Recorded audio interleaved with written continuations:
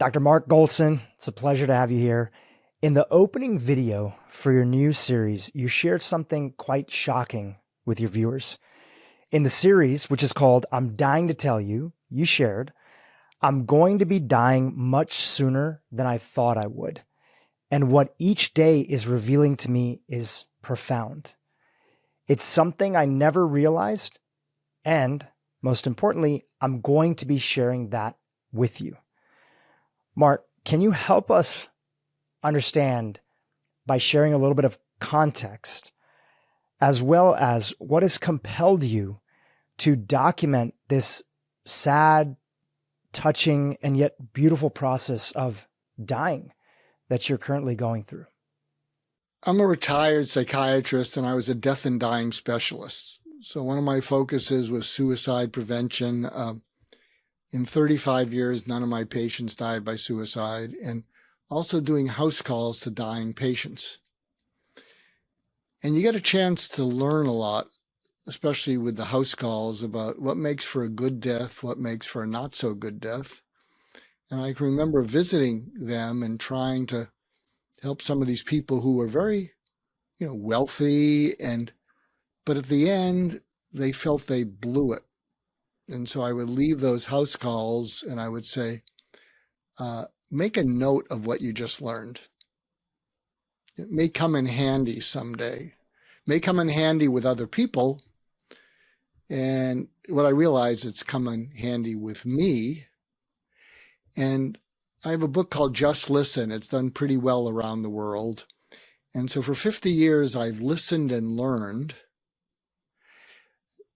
But I didn't necessarily share what I learned, before the book came out, because as a psychiatrist, psychotherapist, I mainly focused on alleviating pain. And people who are in psychological pain, even to the point of being suicidal, they don't want insight. They don't want wisdom. They want relief. And so since 1976, I've been keeping a journal. I'm up to 257 volumes, 45,000 pages. And so I would just write down stuff that I would learn, and didn't really share it because I never scaled what I do, because I always defaulted to one-on-one. So I have a method that seems to have been successful with suicide prevention, but I never scaled it, the Mark Goulston method, because I was too busy seeing your kid. I mean, researchers in depression and suicide would come to me and say, will you see my kid? And I say, well, why don't you send them to your university? And they said, we don't have your track record and I'm worried about my kid. And I said, are you interested in what I do, how I do it? And they say, if it's not evidence-based, we can't look at it. And I'd always say, send me your kid. And so what happened is when I got this diagnosis and prognosis, it's interesting. So there'll be several things that I'll share with you and your listeners that are giving me peace of mind, because I have more peace of mind than I've ever had in my life, which is why I'm getting on these podcasts. Like, how can you be so peaceful? How can you be so whatever? And one of the things that's given me peace of mind is I have let go of having to prove anything or chase anything. I just let it go. And that's freed me. And my wife told me that if I die, she'll have enough money. And my children are launched. The unfinished business is I'm the creative visionary of about 8 projects, and I just want them to continue for the benefit of what the projects can do, for people and for the teams. The other thing I say, because, I have a little bit of a gallows humor, and I'll say, everybody who's ever lived has died. If they can do it, so can I. That's beautiful. Can you give us a little bit more background on the diagnosis you received? Well, a couple of years ago, I was diagnosed with lymphoma, but it was one of those lymphomas where we would just watch it. And some people live with this kind of lymphoma for years, and the treatments are all great. But I had this pesky anemia that just wouldn't go away. And I got a series of fairly expensive injections, and thank God for Medicare. And it didn't help. And then they did a bone marrow biopsy, and that revealed that I had 9% of something called monoblasts, and 20% is acute myeloid leukemia. 9% is high-risk myelodysplastic syndrome, and 5% or under is normal. And so I just finished a round of chemotherapy because they want to get the numbers better before I go into the hospital, which I'll be going into in mid-December to get a bone marrow transplant. And a bone marrow transplant is an organ transplant. You know, they'll radiate my whole body, kill off all my bone marrow, and then I'm fortunate that my children are matches, and so they'll basically do a dialysis procedure on my son, and they'll take out stem cells from his blood. They'll inject them into me, and I'll be in isolation in the hospital for 3 weeks to a month because I'll be starting from scratch. I have to get all my childhood vaccines again, measles, mumps, and the stem cells have to grow. And I'm feeling more optimistic because about 6 months ago, I was looking at old numbers of prognosis, and those old numbers showed a 20% mortality rate from the procedure because at my age, 75, you can just bottom out and they give you IV antibiotics, but there's a 20% mortality rate, you know, that you can die. And there was a 48% survival rate for 3 years. And so that didn't seem all that promising, but I have the best doctor possible. I mean, the best doctor I've ever known, which also gives me peace of mind. And he said, no, the numbers are different. The mortality is down to about 10%. And the survival rate, even in people your age, is up to 75%. And if it works, it's a cure, you know, because they replace your bone marrow. But, you know, there's still a chance that it won't work. And then you go to chemotherapy, which isn't a cure, and if it works, you go into remission, then you relapse, you get some more chemotherapy, and you know, you keep doing that for a while, and eventually the chemotherapies stop working. Hopefully they do clinical trials, and you can go on for a while. So I don't want to go. I think that's enough for the medical lesson to your listeners and viewers. You know, referring back to your opening video on your series that you started called "I'm Dying to Tell You," we have a link to that in the show notes. You have a story of some words that your father had shared with you some time ago that are deeply related to not only the process of dying that you're going through right now, but really for anyone who's thinking about what it truly means to live a fulfilled life. Could you share that story about your father with our audience and the words that he left you with? Well, he only left them with me after he died. So my father, you know, was very much left brain, good with numbers, not very good at connecting emotionally. And towards the end of his life, he developed Alzheimer's. And I always wanted to receive some wisdom about life. And he wasn't unwise, but that just wasn't his thing. He was good with numbers, and he worked hard. He was a good provider. And I remember when it was clear that he had Alzheimer's, and he could be kind of tough. And I remember there was a phone call where he got very timid. He said, "Oh, I'll put your mother on." And I said to my wife after that, I said, "I'm never going to get it. He doesn't have it to give." And I realized I still sort of wanted and needed that sort of connection. And so, the Alzheimer's got worse. And then he had a stroke. He died. And we had an open coffin viewing. And before we went out, for the service.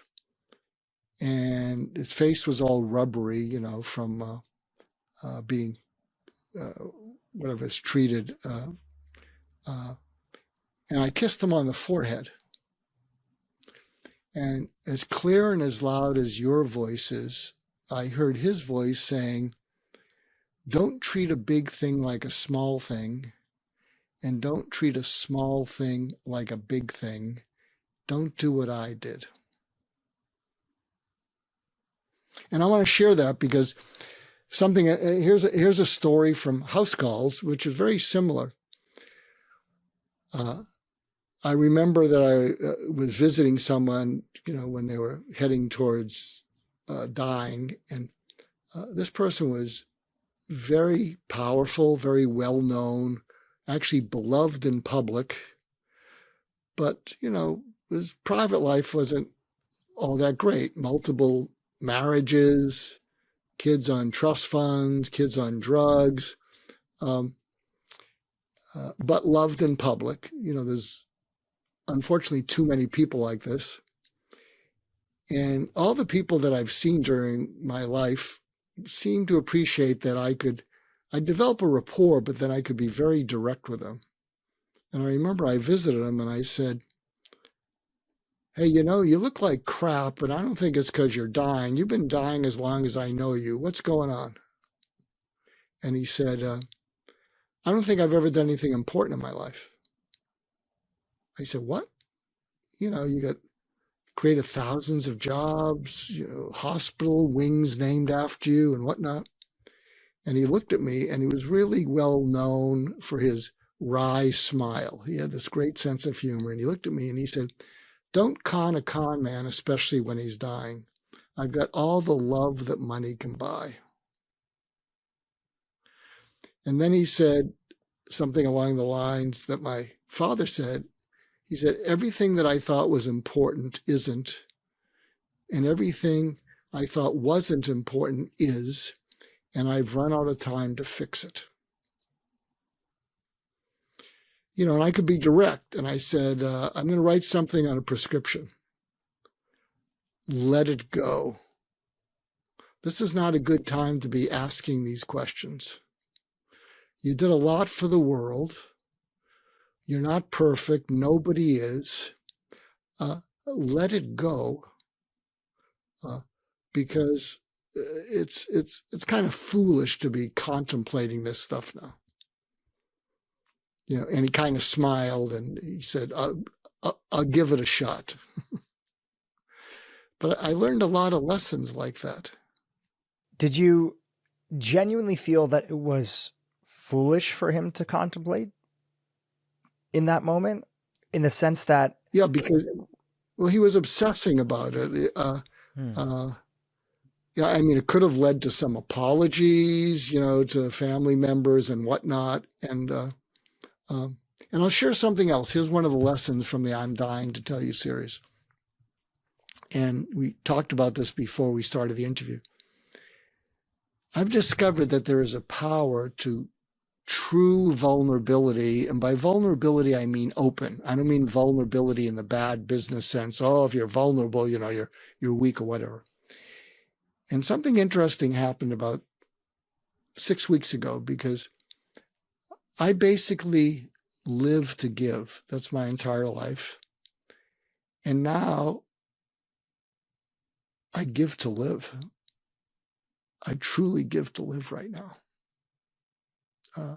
And when I'm in a state of giving and helping people, good people to land in their future, helping them to be more impactful, helping them to play the bigger game that they might want to think of playing, it's really uplifting. And so normally when someone says, how are you doing? I'm saying, I'm fine. What are you working on? What are you trying to do?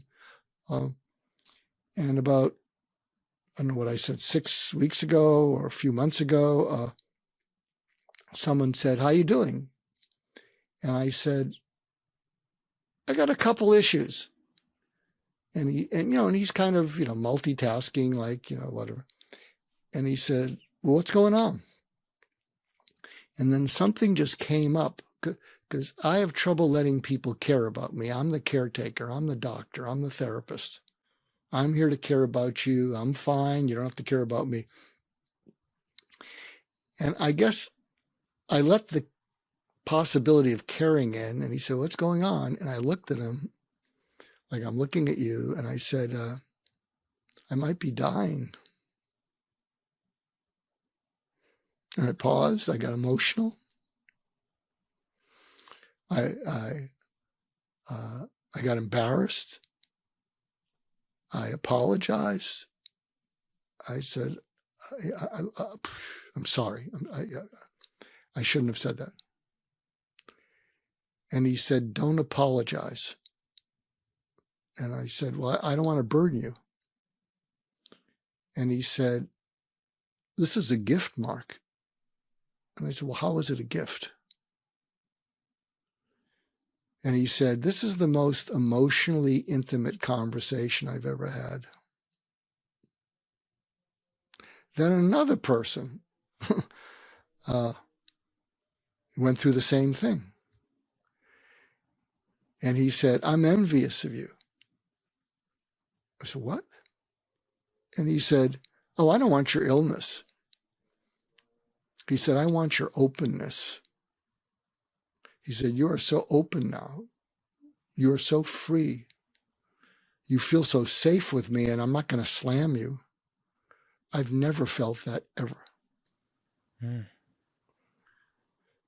And then what's been happening, and many of these people are very successful in business, and if I went to them on some cockamamie business idea, they'd say, well, that's interesting, Mark. I wish you luck. I'm kind of busy. But what's happening is I formed my version of the 700 Club, because I would say close to 90% of them have said 24/7. And I said, what do you mean 24/7? And they said, you can call me 24/7. And they weren't talking about a business idea. And I'm not going to call any of them, I get emotional, but, I'm not going to call any of them. And I've been trying to figure out why the 24/7 Club. And it's a work in progress, but I think what it is it's not so much what they're going to give me. It's they got a taste of a real conversation that they don't have. I mean, it was like the Michael Jackson 25th Motown reunion when he did his moonwalk. It was like, whoa, this is real. And I think, I could be wrong, but I think they said 24/7 because there was just something that was just so penetratingly real to them. And I think what they realize is they don't have a lot of that in their life. So are you tracking with any of this, Dhru? Absolutely. I think that when we are on a shared journey with someone that is going through or getting closer to the time of transition, however that maps out to people's beliefs about the future, there is a reminder of, as you've shared, what's important and what's not important. We can't help but to think about our day and what we're complaining about and what we are making more significant than it needs to be. And people spend so much time, effort, and money on a daily basis trying to get close to something that reminds them of being alive and meeting somebody who is near death, and in your case, dying, is a reminder that everyone is looking for, but they don't know that they're looking for it. And that's why I think you've used this word, or your friend used this word, that it's a gift for you to share your story. And I truly appreciate you coming on the podcast today, because it's a gift for us to hear it and be reminded of what do lessons on death mean, even for those of us who may not be close to a situation. Yes, we're all going to die, but may not be close to a situation where we are dying as immediately as somebody else. But ultimately, I believe that everybody who's listening today here, including myself, is wanting to be reminded of just how precious life is. You know, in the I'm Dying to Tell You series, it's on YouTube, and I think it's I'm Dying to Tell You Dr. Mark is the YouTube link. And then I have, and I'm releasing some as TikToks. My very first episode, and I didn't know it would be a series, was called Michelangelo Dying. And it kind of relates to what you just said. And just as Michelangelo saw the angel in the marble and just carved till he set it free, I was able to see what's important in what's not important. And I just carved away what's not important. And there was a lot. And the more that I could just carve away what's not important, the more of what's important just shined through. And I'll tell you one of my discoveries, you know, and maybe it relates to, you know, that person I did the house calls to. I think when he said, everything I thought wasn't important is, like a lot of high achievers, they can get to the end of their life and they are not emotionally close to anyone. And they poo-pooed that because it was a distraction. You know, when you're trying to accomplish things, it's a distraction to be emotionally close. Yeah, it's a good idea, but, you know, I want to accomplish stuff. And I think when he realized, well, I have all this money, I'm dying sooner than I should have. He had liver cancer from alcoholism. And what I discovered is that having the people I love, and I include my friends with my family, having them feel loved by me, not just know they're loved, but feel loved by me, and having conversations where I feel loved by them. And what I'm discovering is a lot of people want those connections. They just don't know how to do it. You know, a lot of people are emotionally shy and they default to, you know, what they have more confidence in.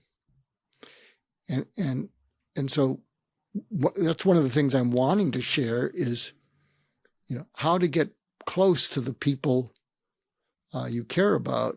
Here is something for your business audience. It's a daunting challenge, but it'll be a game changer in your marriage. So if you're a high-achieving business person or an entrepreneur, take your spouse aside and say, can I ask you a question? You know, and they're kind of used to you being, you know, running around just trying to be master of the universe or mistress of the universe. And you say to them, have I ever been so busy that I made you feel you weren't worth listening to? And they're going to go, what? Have I ever been so preoccupied and so busy that I made you feel you weren't worth listening to? You weren't worth my time. And say it earnestly. Your spouse is going to look down because you surprise them with intimacy. And they may make excuses. Oh, well, you're a good person. You're busy. You know, you're a good provider. And I know you have a lot on your mind. And say, no. Yeah, that's all true. But have I ever made you feel that I was too busy And it caused you to feel that you weren't worth listening to. I need you to tell me.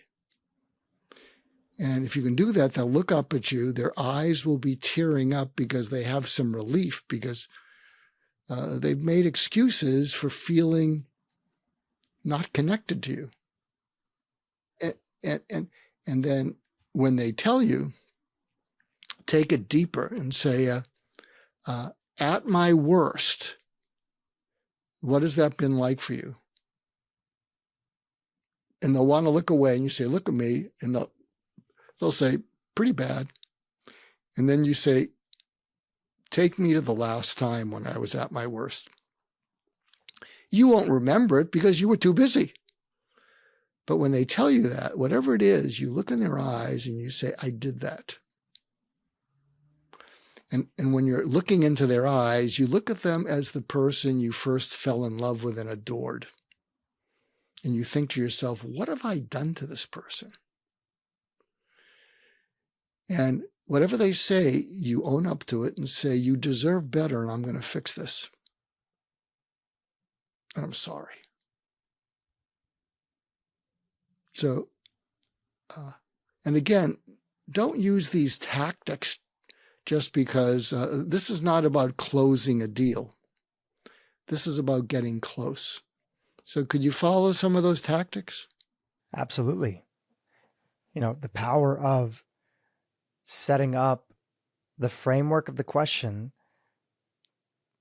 to not have people feel defensive, and that it is the right and open environment for them to be vulnerable with you, even if there's part of them that shies away from that vulnerability out of fear of hurting you and hurting your feelings, but more importantly, out of the fear of showcasing their hurt that they've been through.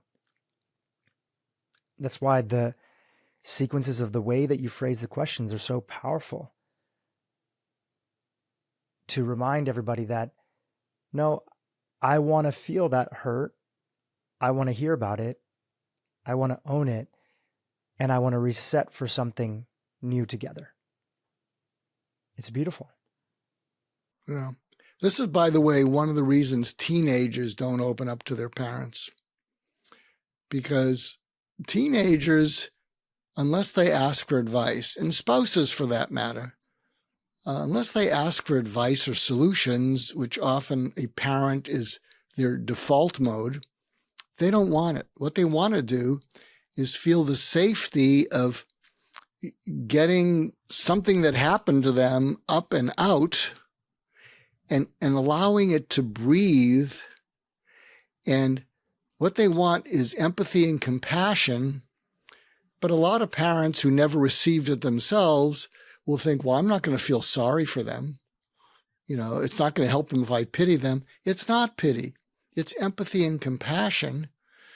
And I see this in a number of young adults and teenagers, and they say, the reason I don't open up is I have very little confidence that I'll feel better from the conversation. More often, I'll say to myself, why did I bother? And then I'll just feel alone with it. It'll build up, and when I can't take it anymore, I'll start cutting on myself. I'll start binge eating, and welcome to my world. Wow. Profound. And many of us have, maybe not that extreme, but many people can relate to that. They've gone through that. They can remember being a teenager.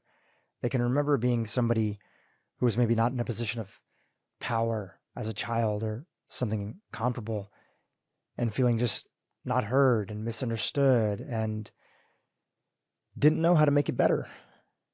And when we finally are in this position, I think that many of us get so busy, or tell ourselves that we forget to slow down enough to see, are we actually heading in the right direction?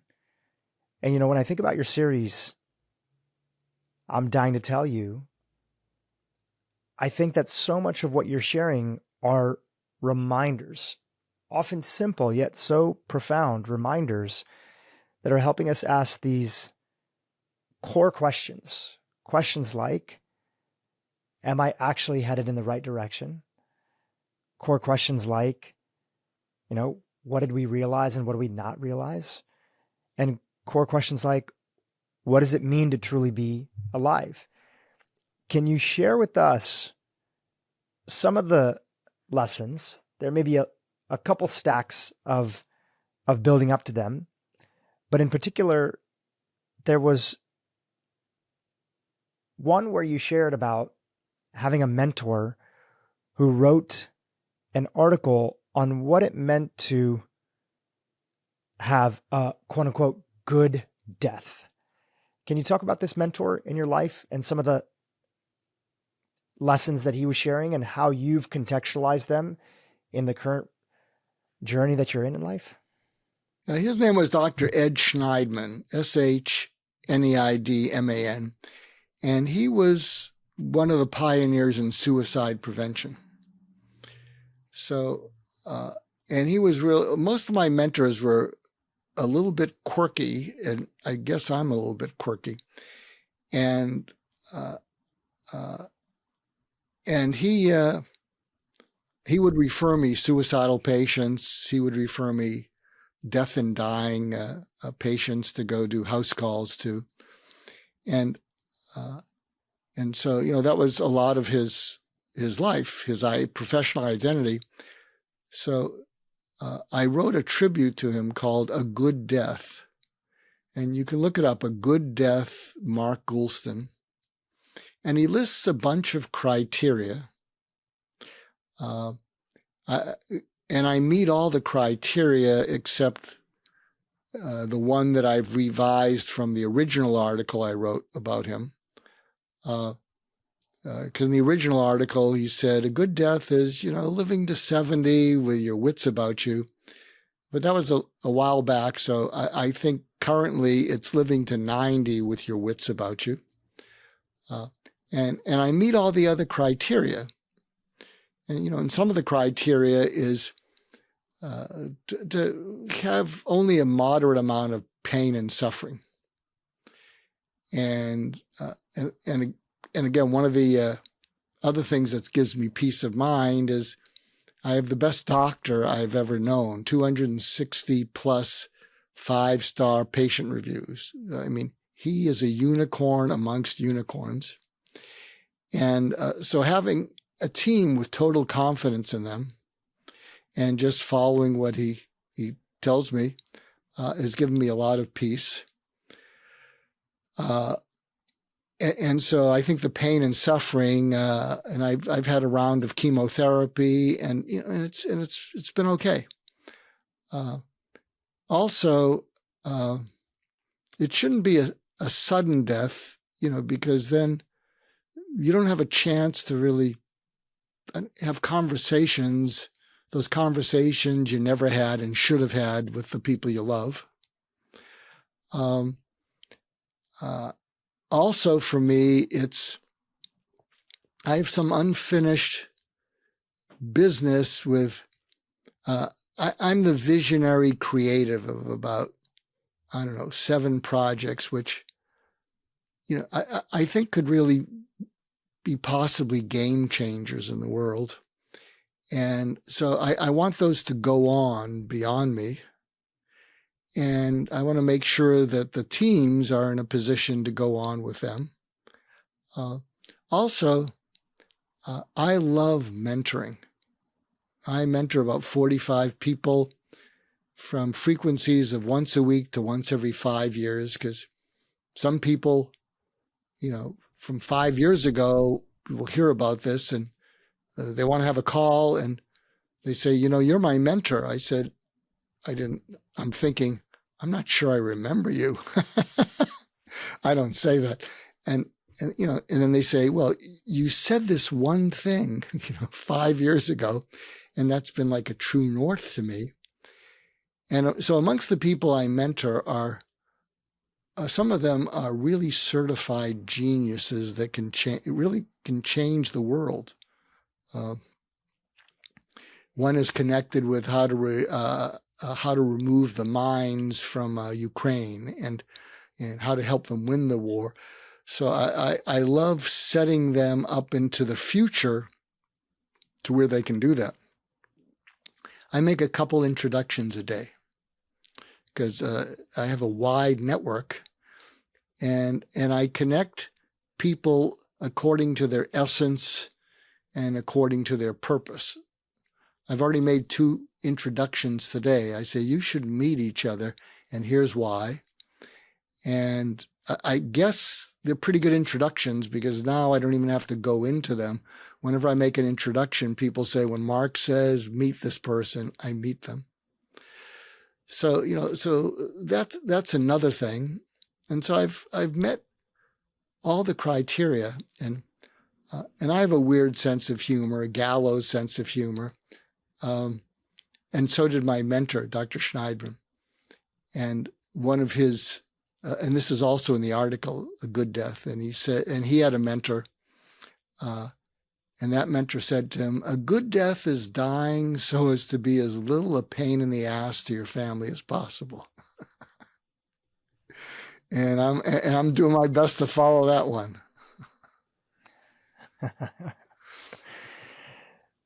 One of the things that was shared in that article was about learning things every day and sharing them with other individuals. And on that note, I want to go a little bit big picture here. What do you think some of the biggest misconceptions are about dying and the dying process in general? Well, I'm not sure if I said this earlier in the podcast, and it's a little bit glib, but it gives me peace of mind and a chuckle, which is everybody who's ever lived has died, and if they can do it, so can I. And one of my videos is about acceptance and surrender. And so I'm fully able to accept that I might die. And I will probably die sooner than the 90 by a bunch. And it's allowed me to let go of having to live. Oh, I have to live. I have to live. And people will say, well, you got to have a positive attitude. You got to have such and such. And I say, I've been chasing peace of mind for 70 years. And I finally have it. And I'll trade you peace of mind for a positive attitude any day of the week. And so being able to accept, well, I might die, and I probably will sooner than later, and not having to be crazed about, I have to live, I have to live. Sure, I'd like to see my grandchildren reach their teenage years, which I probably won't. And so acceptance is letting something in. I might die. Surrendering is letting go of something that you don't have much control over anyway. And I think that's a frame of mind that we can use in a lot of situations. Now, I'm not saying if you're in business and, you want to be a tough negotiator and, and you're competitive with the other person, I'm not saying that you should not be that way, but boy, you do that for a lifetime, you're going to have to drink a lot of alcohol to make up for it. What gets in the way of most people separating in their lives what matters and what doesn't? What do you find are the top stories, distractions, things that are going on in the background that constantly have people forgetting those powerful words that you heard the voice of your father essentially share with you, which is don't make big things small and don't make small things big. Don't do what I do. What gets in the way of people prioritizing the right things in their life? Well, here's a little taste of my soapbox about technology and the internet. Most of the leaders of technology are not able to emotionally connect. When I was young and maybe I was going on a date, they were going into Radio Shack and they couldn't wait to see the latest gadget. They didn't need to shower, Steve Jobs and all that. And what happened is they have addicted the world to excitement and adrenaline. And excitement and adrenaline are very fleeting, meaning you have to keep feeding the monster. That's why video games have to be more extreme. Movies have to be more extreme. And people spend a lot of money trying to keep the adrenaline rush going. And that excitement can feed dopamine. Dopamine is pleasure. But you can also feed dopamine with oxytocin, which is emotional closeness. And emotional closeness is more lasting. When people tell me stories about holding their parents' hand for 3 days and they just relive it with me, it's still lasting in them. And it's not depression, it's emotional connection and dopamine. But the world is too impatient. And so I think what's happened is, and look at the world of social media, Instagram, TikTok, Facebook. Oh, it's so exciting to get more followers. And I'll confess, because people will say often in a podcast, well, how can we help you, Mark? And I say, I'm not focused on making money.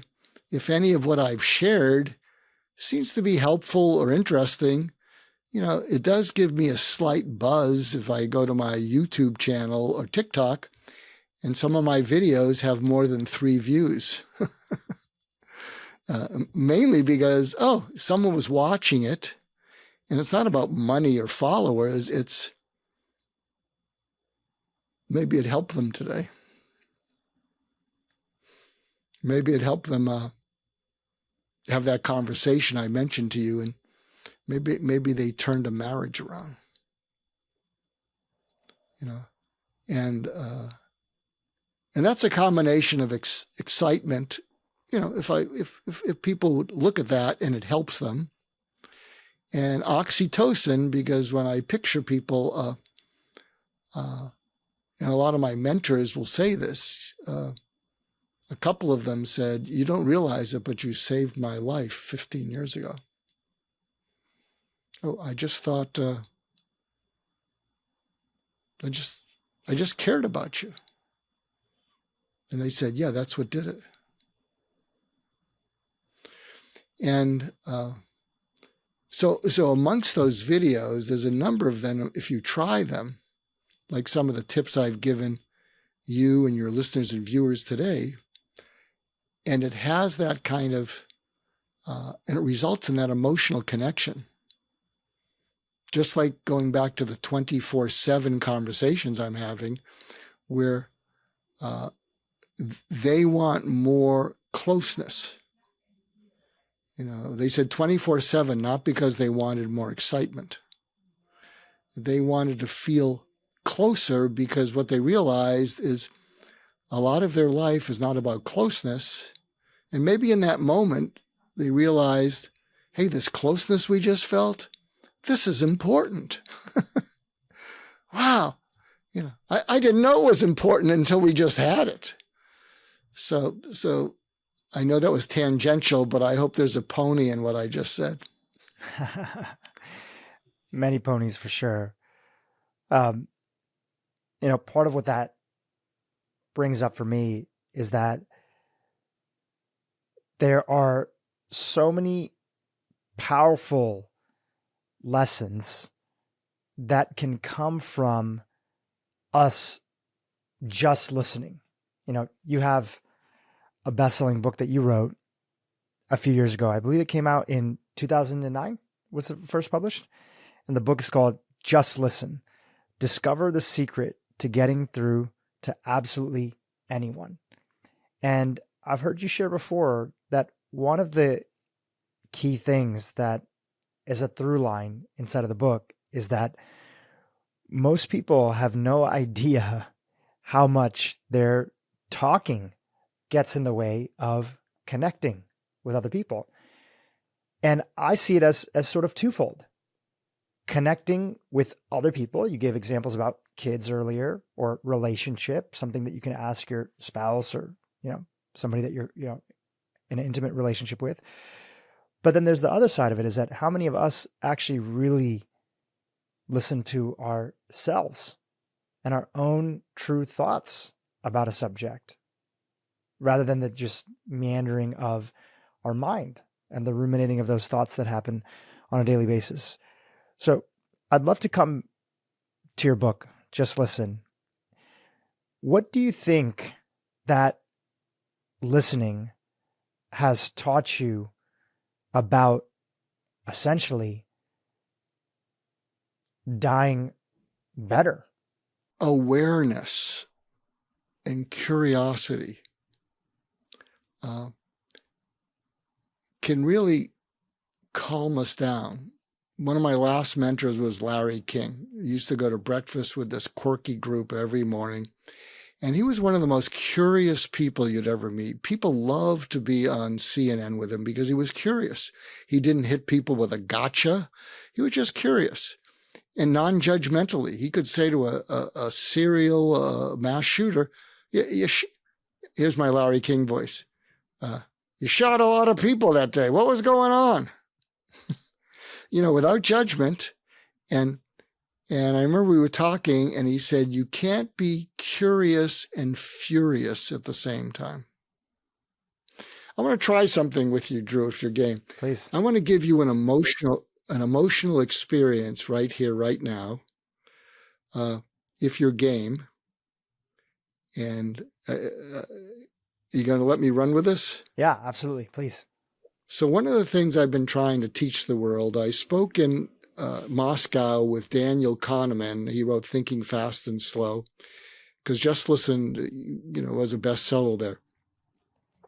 And one of the things I spoke to the audience about, and there's videos up on YouTube, not in the I'm Dying to Tell You series, but in my regular YouTube thing,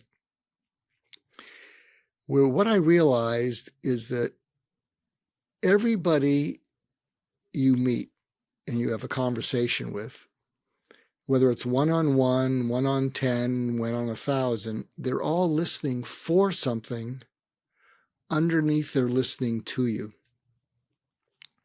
So listening to is business as usual. It's fairly transactional. Listening for, if you can know it's always operating, and if you can identify what it is, and you get it right, without the other person telling you, they can have they will lean towards you because they're going to wonder, what else do you know about me? So here's the experiment. I think underneath our conversation, here's what I think you're listening for. You really want to honor the trust and confidence of your listeners and viewers. The last thing you want to do is waste their time. And you're listening for something that could give them value, something that's practical, and if you're lucky, change their lives for the better. And you're listening for that in guests. You're also listening for the guest who might have a best-selling book, but he or she is a stiff. I mean, you have to go back and say, I hate to tell you this, but we can't use the interview because, you're protective of your listeners' and viewers' time. And you'll talk to your assistant afterwards and say, he or she, they were awful. I don't think we can use that. What are we going to tell them? Now, fortunately, that happens rarely. But is any of that accurate, what I just said, that what you're listening for underneath our conversation is, I really want to honor the trust and confidence that my viewers and listeners have. I want to make sure that I'm giving them something of value, maybe extreme value. Is any of that going on? Absolutely. Yeah, I'll expand on that if you want me to. I try to listen with two sides of me in an interview. One is listening for what is the best way to direct this interview so that I both highlight the guest and bring out their natural talents and abilities. And therefore, if I did that, then provide value to the audience. And then the second thing that I feel that I'm listening for is that I'm listening for what's in between the words, what's in between the sentences that isn't being said, that might be something that I might want to pull on, because there could be something fascinating there that even the guests themselves may not know that they wanted to explore or explain to my audience. Yeah, absolutely. And let me ask you, when I got it right, how important serving your audience is,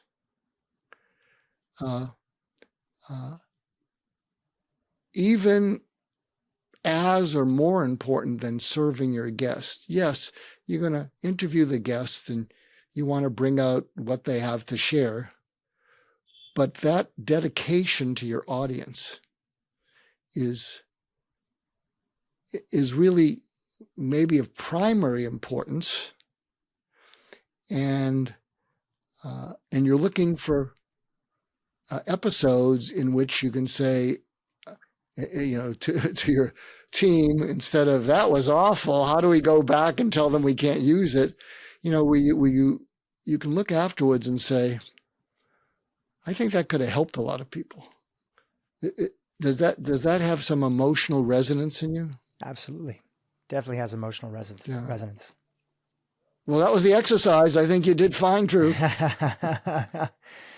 Well, because I consider myself as somebody who's very thorough with prep, I have to admit that I've heard you take another podcast host. I believe it was with the Harvard Business Review that you did a podcast with them. You took them through a similar exercise, and then being familiar with your book. Why do you think that exercise is important for people to contemplate themselves? So for those that are listening in and saw you take me through that exercise, what are the takeaways for them? Well, the takeaway is you will discover that it will change conversations completely. And if you can be, to borrow a word from one of my other mentors, Warren Bennis, if you can be a first-class noticer, you will notice a change in the other person in which they feel relieved, deeply appreciative, and deeply grateful. So, for instance, that conversation with a spouse, where you say, have I ever been so busy that you didn't feel like you were worth listening to? And so I think if you can, what I suggest to people is have the intention every day to have a conversation in which you deeply listen and focus on what they might be listening for. Here's one of my favorite exercises. I think it's in Just Listen. It's called the Huva exercise, Huva. And so if you do this once a day in a conversation in which you want to connect as opposed to sell, if you say to yourself, I want to connect with my teenager. I want to connect with my spouse. I want to connect with my business partner. I may even want to connect with my investor, even though it seems like, that's about money. And so you have that intention. And after the conversation, you put yourself in their shoes and ask yourself from their point of view, on a scale of 1 to 10, how much did they feel heard out by me? Or did I interrupt them? Did I come off as distracted? How much did they feel understood by me? And you demonstrate that. By the way, you've done 10, 10, 10 on all of these. So, and the understanding, you demonstrate it by going deeper. You say more about what you mean by that. Something that really helps is identifying emotional words or hyperbole. So if they use the word like amazing, terrible, or they're or their voice goes up in intensity. I can't stand this anymore. Let them say whatever it is. They're going to expect you to come back, give them unsolicited advice, or do something. And instead, you pause for a couple seconds, and this is under the you understanding, and you say more about what was awful. Say more about what was amazing. Say more about, I can't stand it anymore. And they're going to start talking and go deeper. And the V is, how much did they feel valued by you? And I'll tell you, you've been hearing me out, understanding me, and valuing me like nobody's business, Dhru. You're doing a great job. And I feel like, what I'm saying is being valued by you, emphasize. And then the final letter is A. How much did that person feel you added value? So you're really off the charts. I felt you've heard me out. You've been really deliberate. Yes, you have some questions, but the conversation has an organic quality to it. You've demonstrated, I feel understood by you. I truly feel valued by you, and I feel like you've added value. So if you can do this exercise once a day with someone, and don't beat up on yourself, it's how you develop the muscle. And in fact, if you're listening in or watching this, watch how Dhru conducted this interview. Well, thank you for that, Mark. I super appreciate it. It's always a little bit more difficult for me on that note to connect with individuals remotely versus in person. You get so many subtle cues that are there when you're in person with someone and the energy of the room. But, I still, nonetheless, am so honored that even I can. And this is the beautiful side of social media, YouTube, and these other things, is that I wouldn't even known about your work if it wasn't for all these great tools that are there. And this is how these things can make our lives better, as long as we don't let them run astray and sort of lead us with their sort of dopamine engines and their addiction engines that are there. Anyways, that's a little bit of a tangent, but thank you for that compliment. I want to go back to something you shared in the beginning of the interview, that you've spent a lot of time in your career with individuals that are in the process of, death or dying. Many individuals who are on their 11th hour of their journey. From spending so much time with these individuals, would you say that you had an understanding of some of the biggest regrets of the death of people that were on their deathbed and those that were dying? That they didn't live their life. Here's another exercise that you can use. So I hope it's okay. I'm giving practical, tactical things. There's an exercise called the prove, show, hide, please exercise. And when I talk to people, I say, I'd like you to imagine your personality as a circle. And in that circle are all the parts of your personality that are trying to prove, show, hide, or please. Prove, show, hide, or please. Now I'd like you to imagine eliminating all of those, what's left. And a majority of people will say nothing. All I am is proving, showing, hiding, or pleasing. And I say, if that's all you are, then you are leased out to the world.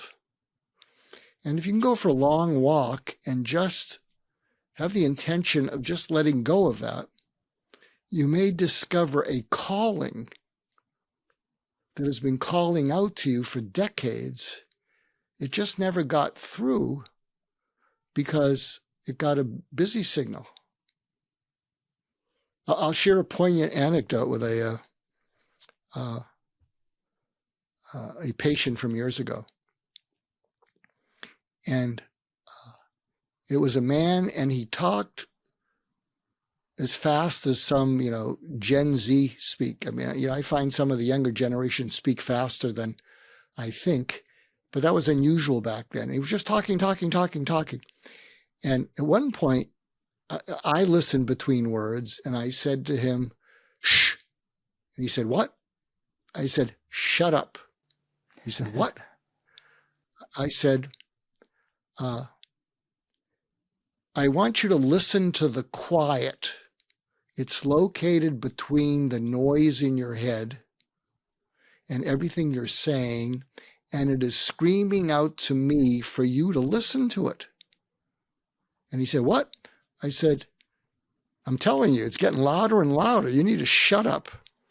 And so he did. And I said, "Here, close your eyes and just see if you can hear what the quiet is telling you."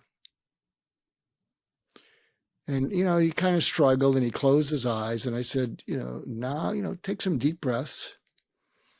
And he started taking some deep breaths and then some long breaths. And then he collapsed on the couch to his left and he started crying. And I knew this was good and overdue. I let him cry for about, until he's finished. He gets up. His eyes are bloodshot. He has a big smile on his face. He looks about 10 pounds lighter. And he looked at me and he said, "Everything," he said, "I've been chasing that all my life. And everything I do without exception takes me away from it."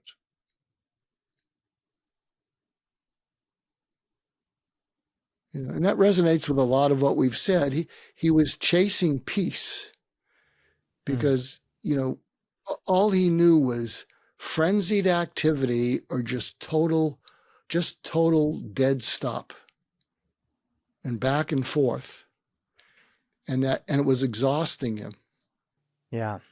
And I think that's what we try to achieve with meditation. One of my other videos, I take issue with meditation and yoga. I think it's good, and when you're stressed out, the issue I take, and one of the things I suggest is interpersonal meditation, because regular meditation and yoga is good at calming yourself down, and that maybe enables you to connect to other people emotionally. But if you don't know how, you just calm down, and that's better than not being calmed down. But interpersonal meditation, and I talk about the Hoover exercise, is whoever you're with, if you can know that they're listening for something and just be curious about it and non-judgmentally interested in it, and having them talk more about it. And then watch what happens to them. What you're going to do is you're going to get a burst of oxytocin, the connection, the emotional connection, which counteracts cortisol. Whereas I think when you meditate, I'm not so sure you get oxytocin. I think what happens is your cortisol goes down from the meditation and yoga. But oxytocin can counteract high cortisol also. And so I'm suggesting that to people. And you can do that by knowing whoever you're with is listening for something. So for instance, you're trying to break through to that teenager you're worried about, who's depressed, maybe suicidal, maybe cutting on themselves. And the conversation's not going anywhere good. Stop it and say to them, "You were listening for something and I totally missed the boat." And they're going to go, "What?" "Yeah, you were listening for ways to feel better because you're feeling awful. And you're scared. And you're overwhelmed. And when it's at its worst, sometimes you don't know how you're going to make it through the next half an hour. And you were listening for me to get that and get where you're coming from and just keep you company there because I love you. And I blew it."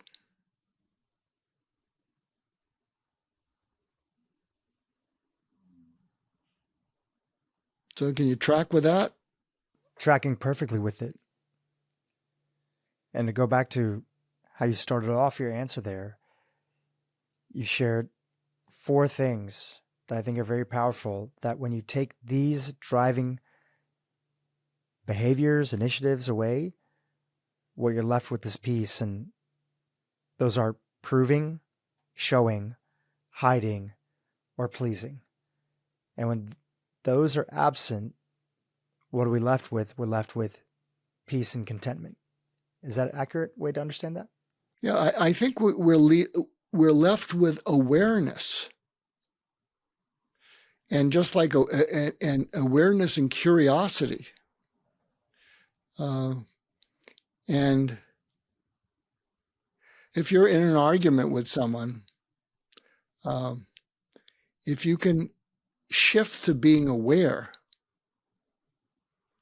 and then be curious about what you're aware of, like, wow, boy, I went over the top when that person cut me off in traffic. I mean, I'm flirting with road rage. What is that about? And then you dip into that.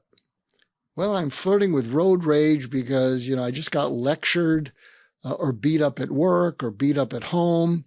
And, and I didn't want to make it get much worse, but I'm loaded for beer. The next person that does that to me, they're going to get it.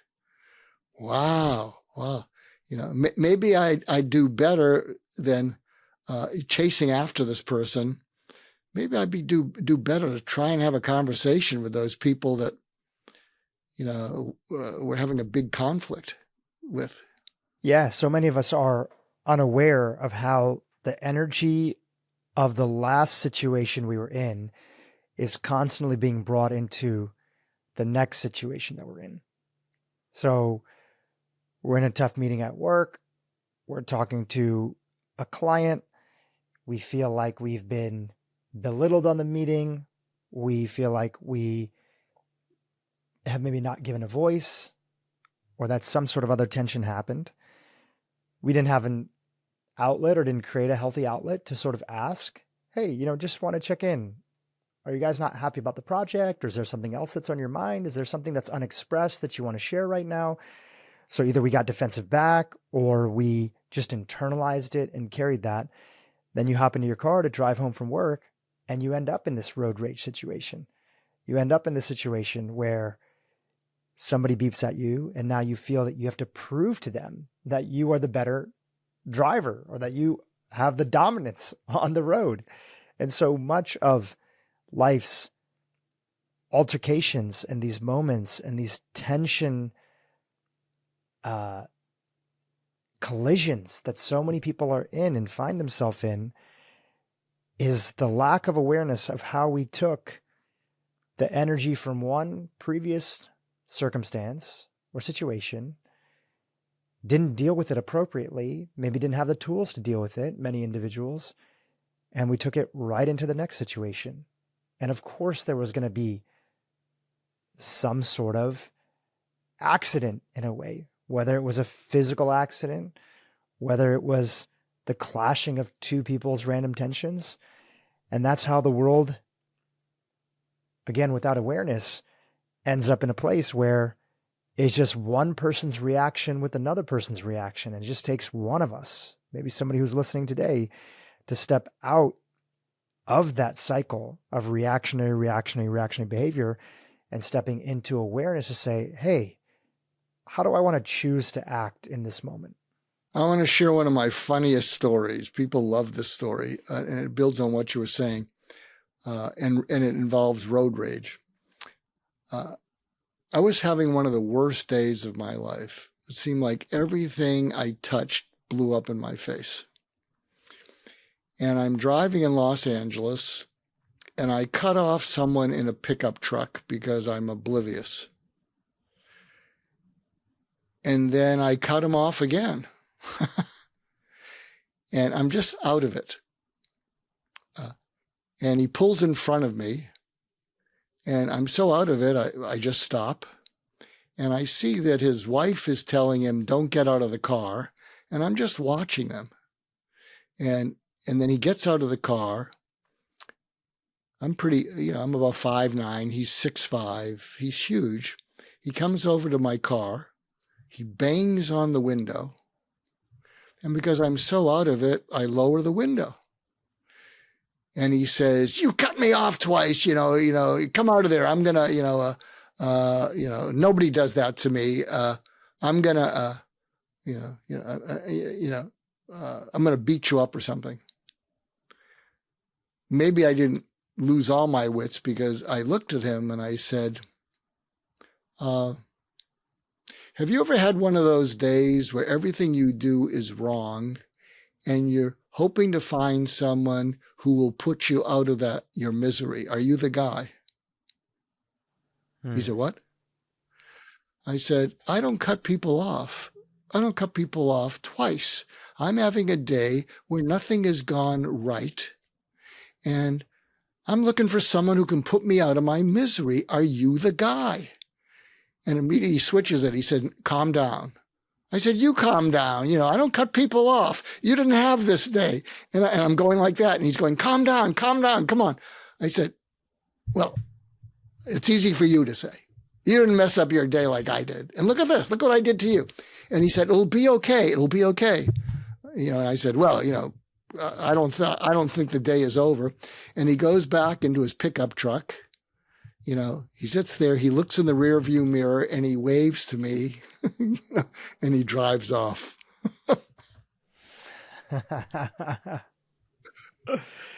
Was that genuinely how you felt?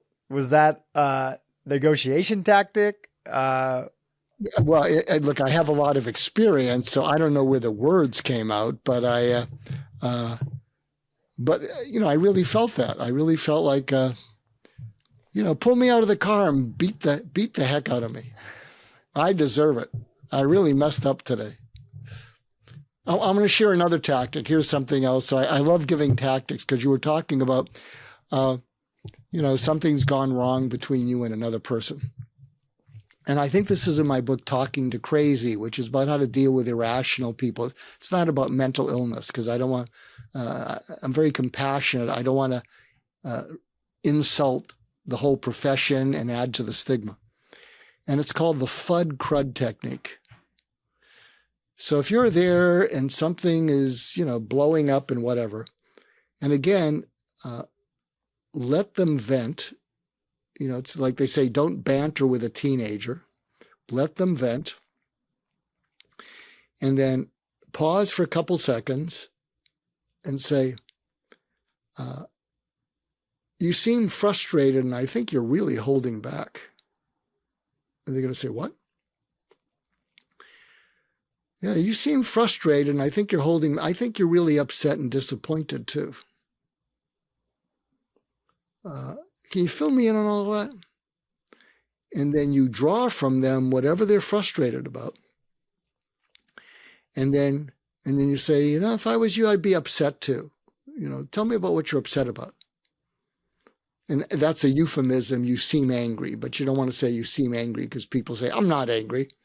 And then you pull that out of them. And they could say, "And I think you're disappointed. Disappointed in me, disappointed that here we are in the same situation again. What's that about?" And if you can do this and pull it out of them, this is another technique of surgical empathy. You're using this to pull all the anger up and out of harm's way. And when you get to the disappointment level, it's a much calmer conversation. And by the way, if you do this and you do it sincerely and you're emotionally present versus checking boxes, frequently they will apologize afterwards, because they've never experienced someone being inviting of them to just, non-judgmentally get their frustration out. So, that I hope is another tool that people can use with all these other we've done a lot of exercises today, Dhru. They're very helpful, and I'm sure my audience loves them. There's a topic that that as especially for the folks in my audience that are curious and think about and meditate on their future, because meditating on their death and meditating on the end of their life is something that they find that brings them a sense of solace and a sense of joy for the fact that they're awake, alive, breathing today, and that they have a second shot at giving their best gifts to the world. For many of those individuals, one of the things that they're regularly thinking about, including myself, is the relationship between forgiveness and apologies and apologizing, and how those topics look when we are in the process of dying.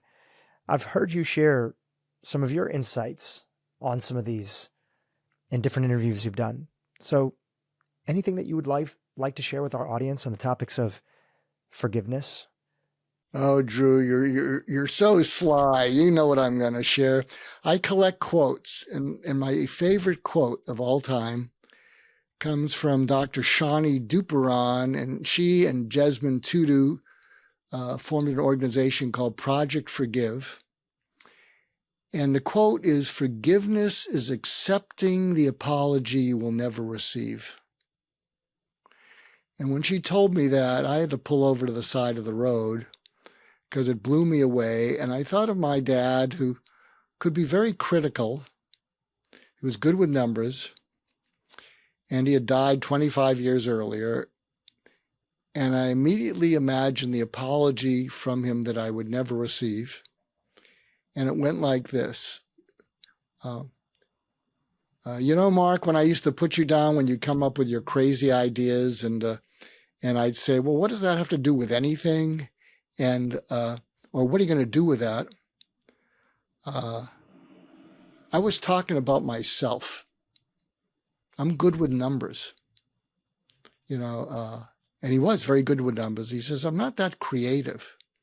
And whenever you got creative, it made me nervous. It reminded me of our CEO, who was a larger than life person that, I had to fix all the mistakes, as the controller. But when I see what you've done with your life, Mark, when I see the people you've reached, when I see the lives you've saved, I don't deserve you as my son. And I'm sorry. And here's what I realized. Because I believe that's what he would say from where he is, down deep. What I realized is I owed him an apology. And so when I imagined him saying that to me, I accepted it. And I said, I realize I owe you an apology. I've held a grudge against you. I've held a chip on my shoulder. I've sometimes used you as an excuse. Oh, yeah, my dad, blah, blah, blah, blah, blah. And you did the best you could. You had a lot of fear. Could you take care of the family? You worked hard. You may have emotionally, been critical, but you really never abused us. You weren't an alcoholic. And I'm the psychiatrist in the family. I should have known better, and I didn't. And I'm sorry. I'm sorry. And I can finally say some of the words that I hadn't been able to say and feel, which is, I love you, Dad, and I miss you. It's beautiful. In this process of you sharing your lessons on your journey, especially in this phase of life where you say bluntly, you're very hopeful about these treatments, but you're looking at the reality and you're dying. What have you learned about self-forgiveness? And what do you want to tell the audience about self-forgiveness? Is there anything that you've had to forgive yourself for in this process?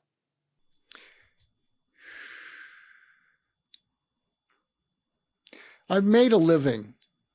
I was able to support my children going through college. I didn't focus on money. I think I made a difference. And, I'm surrounded by people who, I'm not poor, but I'm the poorest, of the people around me. And they would take their families on trips, children, grandchildren, great trips. And we haven't done that. Now, that said, I guess I did a good enough job because my daughters and their husbands and my grandchildren, they're doing great, and they get to go on some of those trips. And but when you're surrounded by people who tell you about going on this trip or this trip on their private jet or this yada yada yada, I would beat myself up about that. In fact, I remember, a friend of mine, he's definitely on the spectrum, but he's incredibly successful. And we went to a New Year's party and at his big home, and everyone was talking about all their trips over Christmas and whatnot. And we didn't take trips. I mean, trust me, we live in Los Angeles. We have a nice home. You do day things. And I was just listening to everyone talk about all their trips. And, and so I was feeling less than. And this really touched me because this is not an emotional person. And he said to me, will you look down? I said, well, I would have liked to have taken my family on these trips that everybody here went on. And this was really touching. And he looked at me and he said, I can make millions of dollars in my sleep. I can make $10 million in my sleep.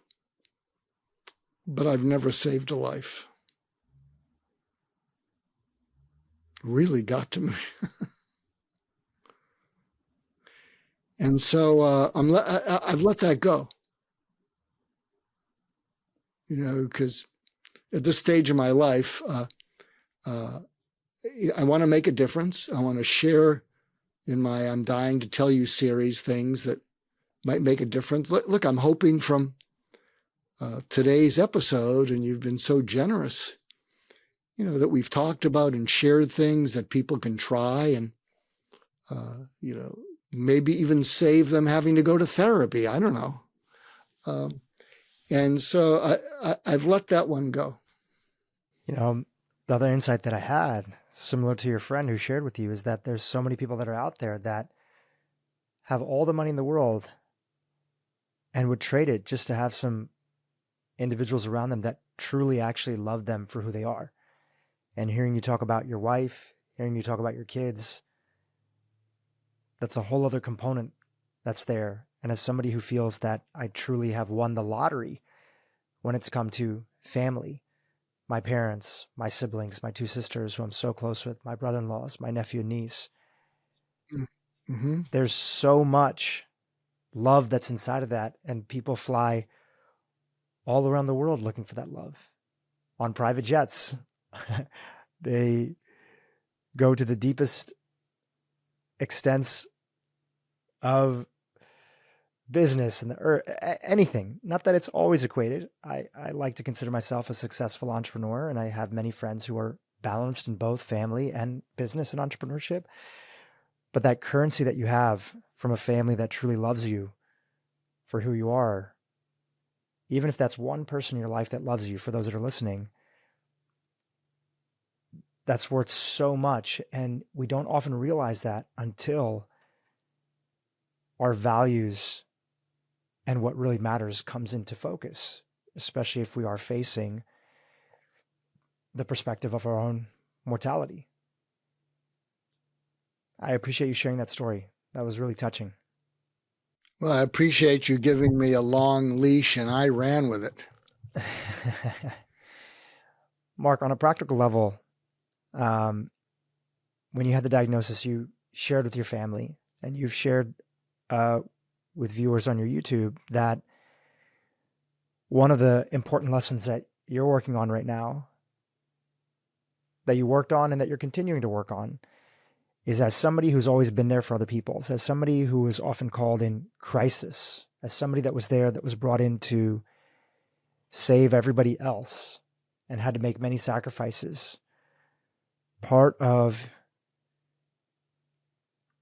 your character became not wanting anybody to take care of you, not wanting anybody to sort of be able to be there for you. And that could have maybe shown up in different ways, but that's part of something that you're meditating on, you're focusing on. Can you share a little bit about talking to your family about your diagnosis, the prospects of the future of treatment, what is likely, what is unlikely, and how you're working on getting better at letting them show up and be there for you? I think one of the reasons I give to live and I don't receive to live is when I'm in a state of giving, I come from abundance. When I'm in a state of receiving, or God forbid, asking for anything, I come from scarcity. And I know I should figure this one out. I'll share something, and I will get emotional, but I think I'm safe with you. My son, who's going to be my donor. And the way my family is quiet. They're devoted. They're on top of things. My kids do all this research. Have you shared this with your hematologist and all that? And I wish we had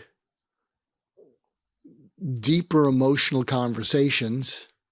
We deeply love each other. But there was one incident where I said to my son, I'm thinking of dying sooner than later. Because the thought of what I'm going to put this family through is devastating to me. And you have no idea what you're going to, you're all busy.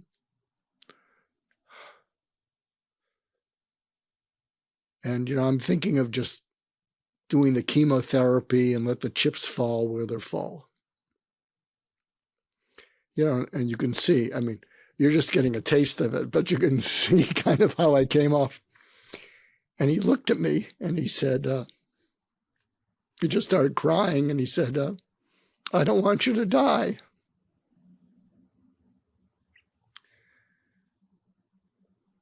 And the amount of caring that I let come through was huge. So I'm sort of using that a little bit as my true north, like, Mark, you're not a burden to others. You're letting them care about you is a gift. In fact, one of the 24/7 Club said to me, I want to thank you for the gift of receiving my caring.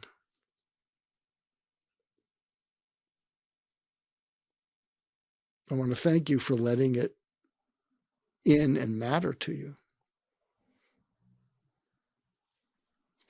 So I still have a ways to go.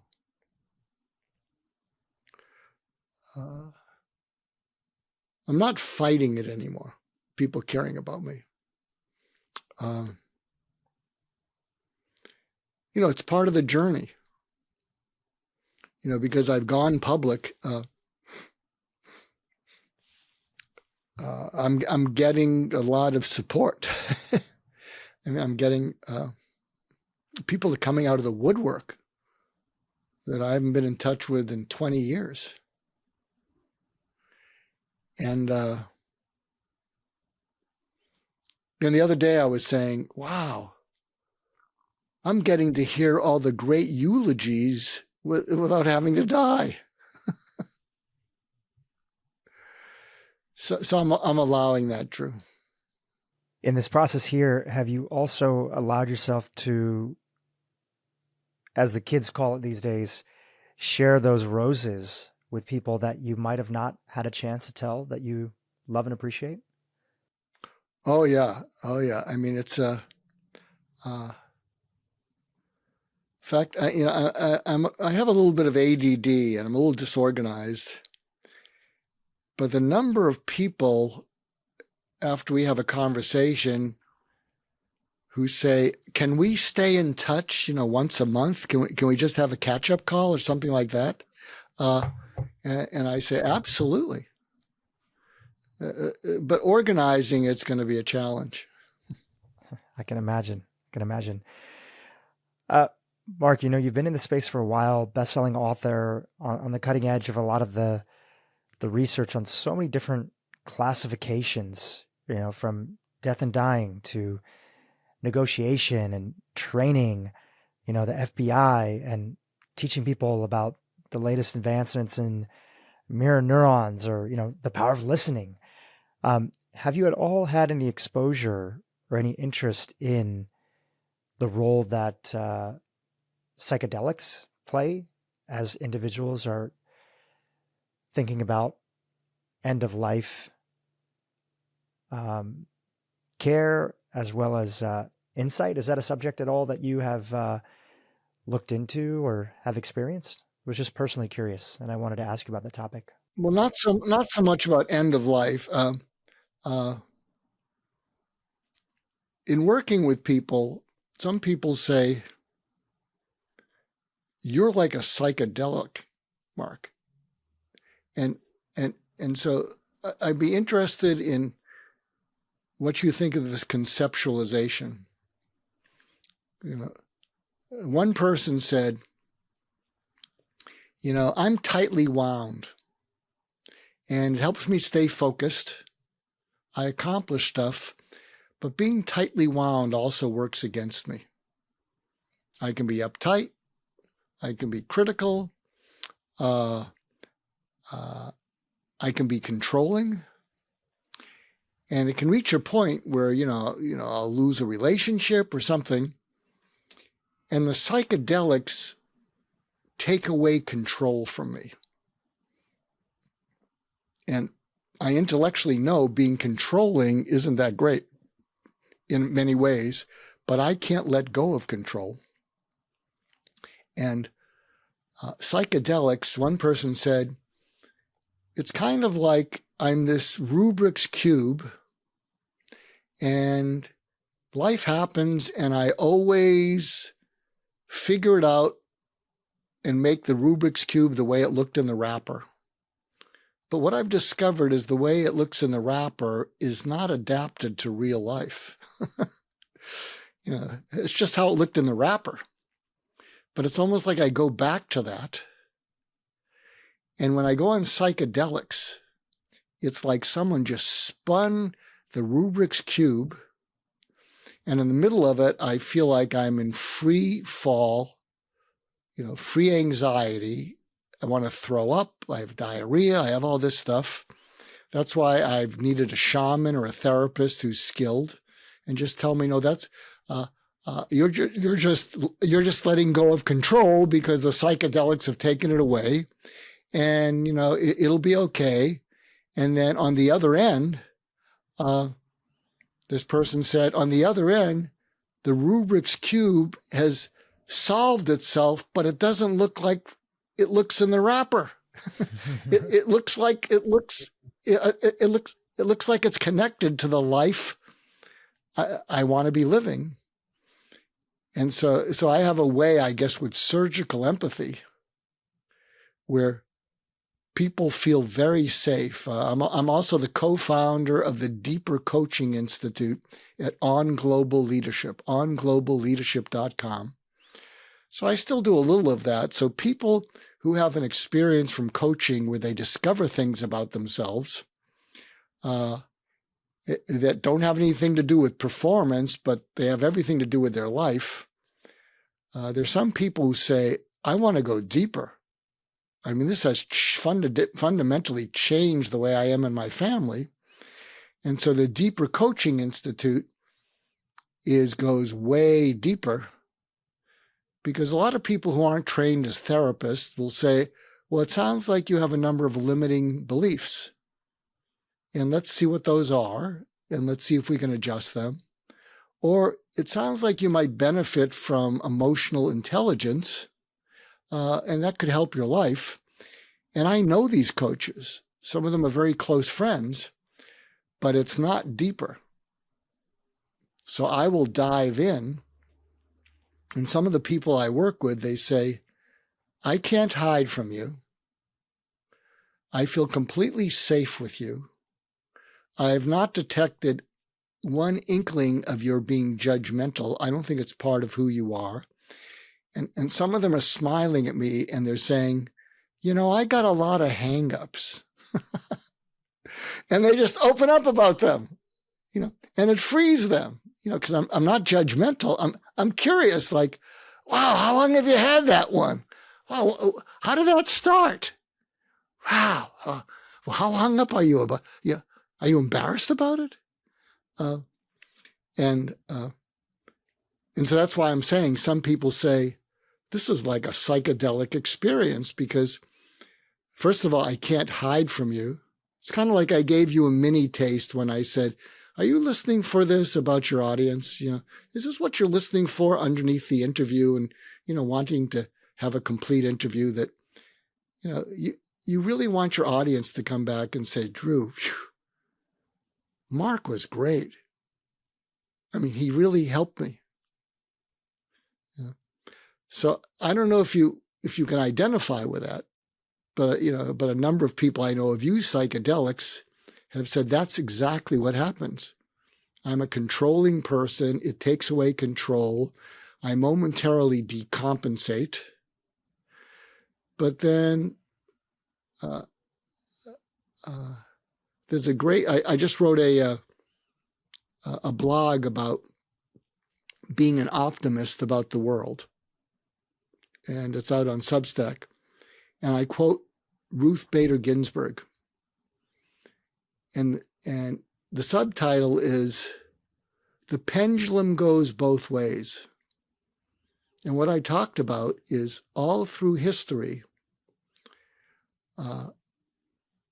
nothing's static, and extremes are the extreme ends of pendulums. And it might take a long time, but they switch. The pendulum switches. You know, if there's a way to reduce how long we're stuck in extremism and the violence and hate we see, boy, I'm all open to it. But if we look at history, the Civil War happened, the Great Depression happened, World War I, World War II happened. And again, I don't want to elongate the world we find ourselves in. And I'm saying that because I think people who get benefit from psychedelics, they've been stuck in an extreme position. Oh, I know how to be successful. I know how to get things done, but something's just not right. I'm just not happy. You know, I'm drinking too much. I'm doing some stuff that's not really healthy for me. And, you know, and I yelled at my teenager, and, you know, she just went off the deep end, and I said, what is wrong with me? So I need to do something. So can you resonate with any of that metaphor that I just shared? Yeah, I think you're sharing from your own experience. And I mean, that's why I asked you the question. So I appreciate you sharing that. Mark, as we're winding down here, you know, just a couple more questions that I wanted to ask before we talk about how individuals can keep posted on your journey and follow along here as you continue to share insights. Feel free to say skip if this isn't a question that you want to answer, but do you have any beliefs about what happens after we die? And how important is faith to you? or spirituality or a greater sense of something beyond us in this phase of your life? I had a weird experience a couple weeks ago. I think I have a video about this. I don't think I exist. I literally do not think I exist. I think I only exist to be of service. And I see myself not as a coach, but as a catalyst, trying to help the world heal itself one conversation at a time. And it was a weird feeling, like, I guess people would say, that's either spiritual or that's psychedelic, Mark. I mean, I just felt, this sense of peace with the universe. And I mean, I really felt it all through me that, I'm a catalyst, and catalysts are not created or destroyed by what they do, but I'm a catalyst who's, kind of run out of time, and, there's room for other catalysts in the world. And so that sort of coincides. I think when people share, I did that thing that you suggested, it saved my kid's life. We were getting divorced and now we're not. And boy, is that satisfying. And I'm creating the I'm dying to tell you because, I'd like it to live on in some ways. I have several people I've mentored who have created a Mark Goulston bot because I have a lot of content, 10 books, 1,200 articles, hundreds of interviews. And it's pretty good, and they'll launch it somewhere. And I said it needs to be a little bit more empathic because I said it comes off as too artificial intelligence. It's nice practical advice, but people say that, there's something about my tone that's calming. It's not just the words, it's whatever. So they're working on that. They want the bot to not just sound like what I'd say, but feel like what I'd say. Well, that's beautiful. I can't wait to try it out there when it's public and it's available. Mark, I want to be respectful of your time here. You've given us so much of it in honor of all the beautiful things that you have to share and what you've been sharing with our audience and your viewers in this incredible YouTube series. I've already sent the videos to a handful of the videos to different friends and family members of mine. The I'm Dying to Tell You series, which we have linked to below in YouTube, and people can watch it online. Where else can our audience keep in touch, or is there any final words that you want to share with individuals on the interview today? Well, my LinkedIn is fairly current. You can check out On Global Leadership, and it's DCI, which is the Deeper Coaching Institute. My website, markgoulston.com, I'll be around for a while. It's going to get renovated by these people creating the Mark Goulston bot. And so you'll probably be able to find it at markgoulston.com. And we're redoing it. I got headshots, and I'm glad I got them before my hair falls out. You can find my books on Amazon. I guess what I'd leave the audience with is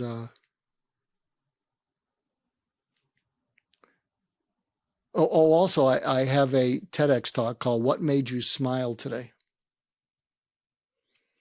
and I did it before the pandemic, and I wanted to start a movement where you go up to people, and if they've served you, many of them just feel like an appliance, and it could be a TSA agent.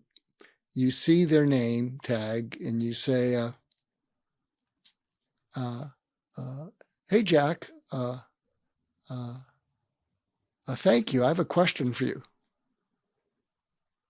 And no, you're not in any trouble. If you're saying this to a waiter or waitress. And they'll say, what? And it's the tone of inviting. Hey, Jack, what made you smile today? And they will pause, they will look up, and they'll come back, and you will see a smile in their eyes when they tell you. And I remember we were turning in a car about 6 months ago, and this woman did a great job. And I thanked her, and I said, what made you smile today? And she looked at me, and she said, I've had a bad couple days, and every time I have a break, I go into the bathroom to cry, and I called my dad and my grandpa, and a couple hours ago, they came in. And she smiled, she teared up, I teared up, and I said, oh, that's a good one. And then we had wristbands, hashtag WMYST. In fact, if you look up hashtag WMYST, take the WMYST challenge, and it'll take you to a link on my website that has my TEDx talk, my asking Larry King about what made him smile today, my doing that as an icebreaker to 1,000 Russian business people in Moscow. And they said to me, doctor, you're a thought leader, we hope you don't do any exercises. And I said, that's all I do. And that's on my YouTube channel. And what happened is they stared at me like deers in the headlights. And I said, come on. Go up to someone you don't know and say, what made you smile today? And I said, I'm not talking until you do this. And then they started to get up. And many of them got up, and they started talking, and they started laughing. And I said, and I had to shush them. I said, come on, I got to give a presentation here. So it's a good icebreaker. So what made you smile today, Dhru? In the morning, my parents sent me a bunch of beautiful images from their trip to India. They're in India right now, traveling with some siblings of theirs. And just seeing them out there with their family, my dad's brother, my uncle, and just wake up in the morning, sending a photo of like a beautiful garden, which I know is my dad's happy place, being out there in the sun. Just seeing that made me smile. It's interesting because I'm kind of isolated. I stay in my house. I wear an N95 surgical mask. I stay away from my wife and grandchildren. And I've learned to live vicariously through people. So as you were describing it, I could see the pictures. I could see you looking at the pictures. I could see you smiling as you looked at the pictures. And that made me smile, Dhru. Thank you for that question, Mark. And thank you for the reflection back to me on that. Mark, I want to thank you so much for coming on this podcast, sharing your journey, documenting all your lessons, and taking the time here to share with the world insights that are important for all of us to reflect on, that hopefully allow individuals to step out of the often self-created rat race. Of course, there are some deep societal issues, and we need to make the world a better place for a lot of people that are there. But the things that we worry about and the things that we give significance to, that I'm not even hearing you say that they shouldn't be worried about. and I'm not saying that, but maybe we don't have to deprioritize what matters. And we don't have to have other things at the expense of those things. Sure, we're all going to worry about a few things here and there, especially as we build our lives, build our family, build our careers. But we can't forget about what matters the most. And today you've reminded us about that. So I want to thank you for doing just that on the podcast today. And so one last word to build on what you just said. My first book was called Get Out of Your Own Way. And they're short chapters, 3 pages, 4 pages, and it's done pretty well. Came out in in 95 or 96, and it continues to sell. Made the Wall Street Journal bestseller list about a year ago. One of the chapters is trying to take care of everyone in life. And it has usable insights at the end. And basically, it said, everything in our life competes for time. None of it competes for importance. My wife is my most important wife. My children are my most important children. Right now, here with you, this is my most important podcast and conversation. And so you can compartmentalize in terms of those things you're worried about. You can, and one of the ways you take care of it is you schedule it. You schedule that time, because most people don't flake out on their calendars. And you schedule that time for what you're going to worry about, but turn the worry into taking action. Learn what you need to do, come up with something, and take action, as opposed to just staying stuck there, spinning your wheels in one of those scheduled times in which all you do is spin your wheels. So I'm not saying forget about the things you're worried about, but calendar time for these important things. If people are going to follow through with some of my suggestions, it'll make you nervous, but calendar that time when you're going to have that Hoover conversation with someone. You know, when you're going to meet with that spouse or child and apologize to them for giving them advice and solutions when they didn't want that. The most of important reminders. Mark, thank you so much for your work.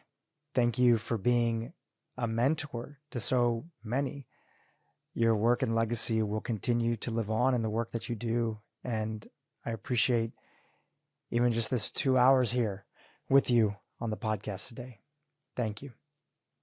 Well, thank you, Dhru. And if you want to follow through, I'm game if you are. You don't have to join the 24/7 club, but we can follow through in some fashion. I would love to. I wouldn't want to be a burden to the list of people that already want to follow through, but it'd be the biggest delight in my world. I'd love to be a part of the process. Let's make it happen. And all we have to do is schedule it.